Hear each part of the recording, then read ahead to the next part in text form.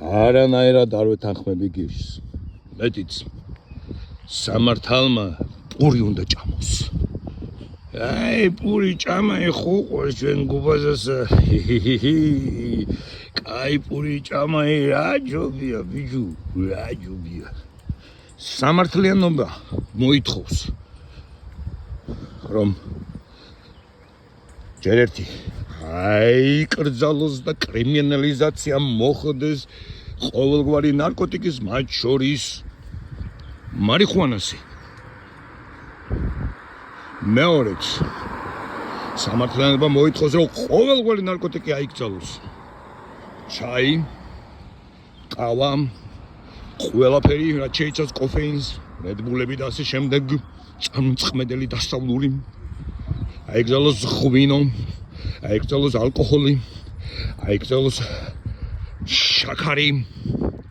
თქვენ წარმოიდგინეთ კი საპონიც კი. რადგან ჭირია ადამიანს საპონი.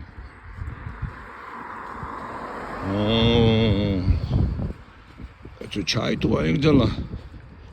მე რამდენი ინდოელები რო შემოდიან დაიკეტო საზღვარი. რად გვინდა ის ხალხი რომელიც ჩაისვენ.